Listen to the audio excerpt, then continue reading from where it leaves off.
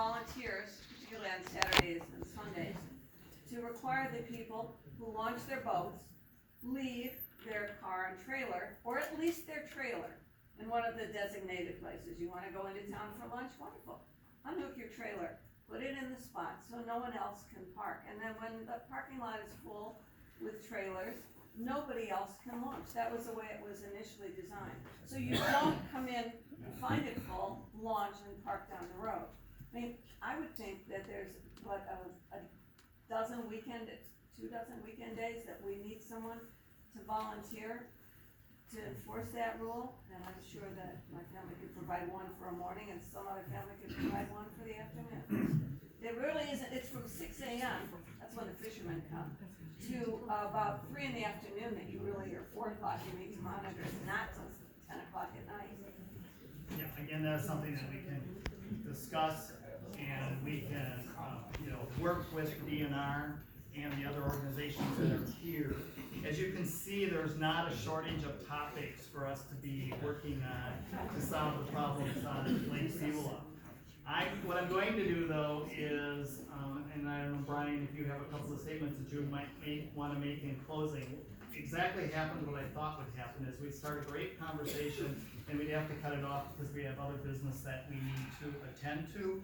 We've scheduled this to also have a lunch period following the close of this meeting at 11 o'clock for those that want to continue to have conversations with either the people that are up here or want to get involved in this effort to bring groups together to work for the betterment of Lake Beulah.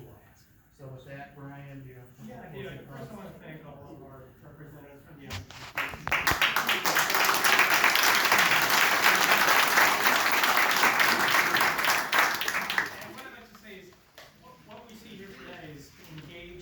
folks having a great conversation about how to protect the lake. That is our goal as the LBPIA. To make it simple, we put on our website a list of here's the 10 things that people can do to help preserve the lake. And I was just wondering in closing, because you all come from a little bit different perspective, if you could share 1 or 2 things that you think would be most useful for the users of this lake to preserve for future generations. Anything that you advocate that would help. We'd love to hear that in closing.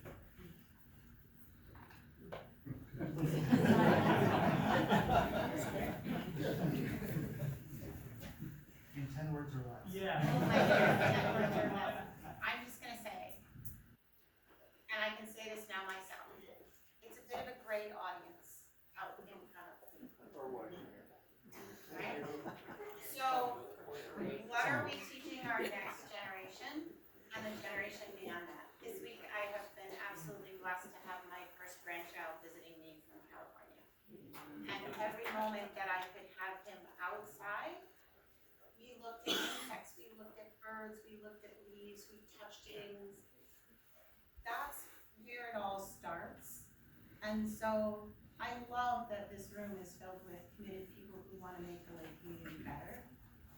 Each of you need to go out and find that next generation, because I am working myself into a true retirement eventually, and we need that next chapter to be every bit as passionate as all the people in this room. Amen. Thank you.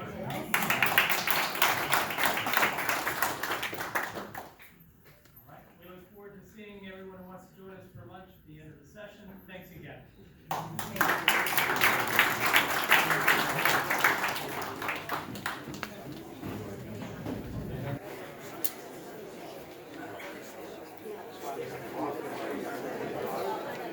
I got a honeydew list I got to get to. We all do.